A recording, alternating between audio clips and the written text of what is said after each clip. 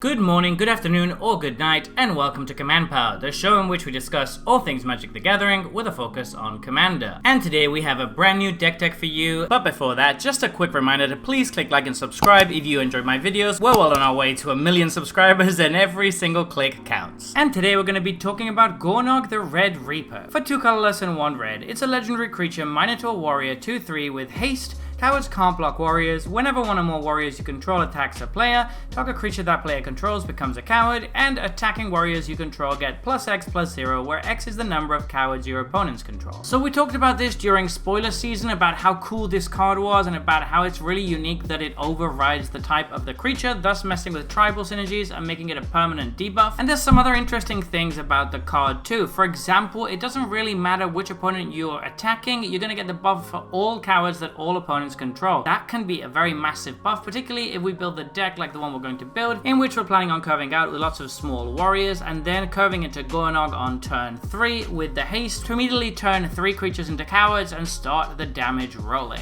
Because we're running a very low curve, we aren't really running that much ramp, which means that we have a lot more slots to fill with interesting cards. The few ramp cards that we're running do something else for the deck, such as buffing our creatures. And yeah, this looks like a really fun and powerful aggressive deck, so without further ado, let's get started. And we're starting out with a Nep Vizier of Hazoret. This is another new card from Jumpstart. This is a solid one that allows you to dig deep when you exert it on attack, but also it's a warrior with trample, which is great with the buff that our commander provides. Archetype of Aggression is fantastic in this deck because again, our commander is going to be buffing all of our creatures, so giving them trample is really solid. Ash Zealot is a warrior that hates on graveyard strategies a little bit, which is always nice. Also, First Strike pairs very well with our commander. Bloodmark Mentor is really solid because again, First Strike is very powerful with what our commander is doing. Bright Hearth Banneret is really solid by giving almost our entire deck a discount, which is incredibly powerful for just 2 mana. Cacophony Scamp is incredibly powerful in this deck. It comes down for very cheap. It's going to get massively buffed by our commander, and then when it does die, it's going to deal damage equal to its power to any target, which again, because of our commander's buff, gives us a lot of reach. Chaos Terminator Lord is a pretty powerful effect in this deck by giving one of our creatures double strike. If we put it on a creature with trample and our commander's buff, it can deal a ton of damage. Death Greeter's Champion can similarly give a creature double strike every turn if we're playing the dash cast. We can also just play it once, give the double strike 1 time, and then swing in with it later on with the buff from our commander. Earthshaker Kenra is a little bit awkward with our commander because the buff to the power only happens on attack, so this does mean that we can only really stop something with power 2 or less on blocking, but still it's a hasty warrior, so it's pretty solid. Exuberant Fuseling is probably not going to get that many oil counters on it, but it's a 1 mana warrior with trample, so it works very nicely. Fireblade Charger is a warrior that deals damage equal to its power when it dies. For 1 mana, we can't ask for much more than that. Furnace Punisher has Menace, which makes it incredibly hard to block in this deck on top of everything else, and then it punishes people who aren't running that many basics. Gimli of the Glittering Caves is really solid as a warrior that naturally has double strike, and then it also creates treasures when it deals combat damage. Since it's very hard to block us in this deck, this should provide quite a few treasures. Goblin Bushwhacker is amazing late game or early. It's just a really solid warrior that has haste. Goblin Chain Whirler I found to really overperform whenever I've put it in commander decks. There's a lot of small creatures generally in the format, and this deals with them rather nicely. Goblin Fire Leaper is yet another creature that can deal damage to stuff when it dies, which of course is very solid. Goblin Wardriber comes down for fairly cheap and then has Battlecry, which are definitely both things we want. Goma Fada Vanguard synergizes very well with our deck by making even more things unable to block. Renzo Havoc Razor is really good, seeing as we're going to be connecting with our opponents a lot. We can then either goad stuff, making it even harder for our opponents to block, or we can just start stealing their stuff for value. Grotag Bugcatcher is basically just a 1/2 with trample, but that's pretty much good enough in this deck. Ivora has trample, which again is amazing, and then it's also going to give us blood tokens, which is really solid because they can also grow her. Jaxis the Troublemaker is always a good card, and being a warrior makes it even better in this deck. Kargan Intimidator is really solid because it basically has the same wording as our commander, so if our commander gets killed, we can also just play this. The fact that it can give trample to 1 warrior per turn is very powerful too. Karlach is not a warrior, but it is just such a good way to finish off the game. Lelia Grows herself is a warrior and can attack with haste. That's really powerful. Loisa is going to be a great top end for the deck by buffing all of our warriors. Moraug is another warrior that can also help us finish the game by making land drops. Moria Marauder works very nicely with all of the goblins we're running in the deck, and also as a 2 mana double striker warrior, it fits very nicely in our curve. We can curve this into our commander and be dealing a ton of damage on turn 3. The Hep Dreadhorde champion is really solid. It's almost always going to be able to connect in this deck, at which point we can refill our hand and get a bunch of mana. The Hep the Eternal is almost better because it's going to add so much mana in this deck, which means we can really dump our hand. Ogre Battle Driver is a great mid-range card in the deck. We drop this and then our future turns are going to be really powerful. Professional Face Breaker is great because we're going to be connecting quite often, which means we can really take advantage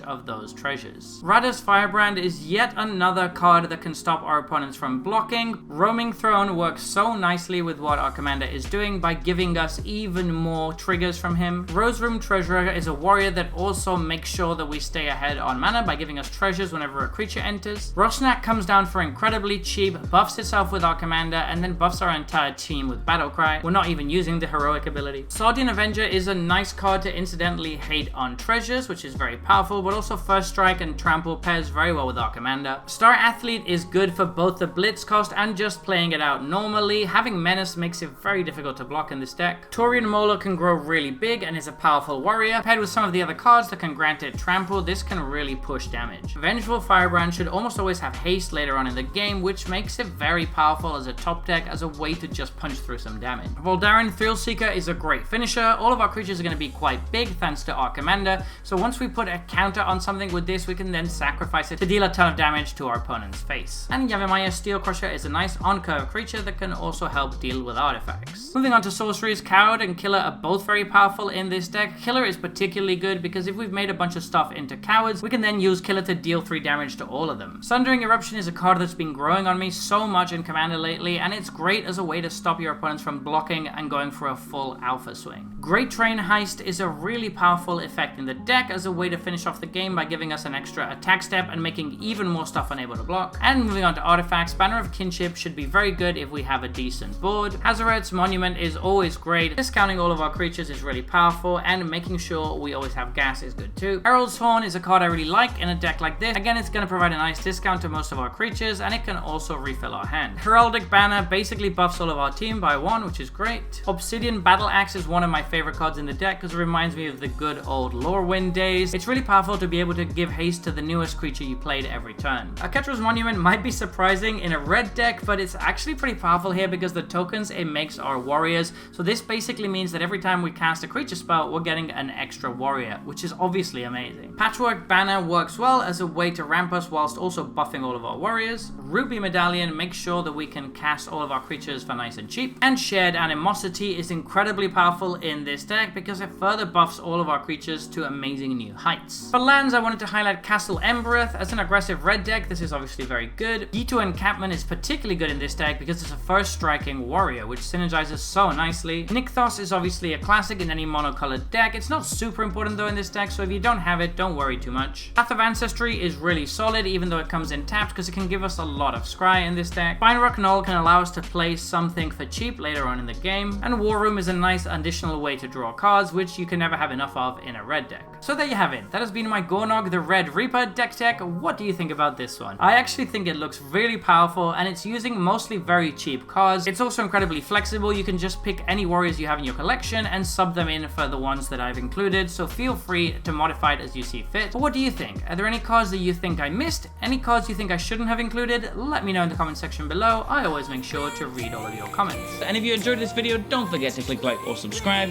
It really helps the channel. And until next time, take care.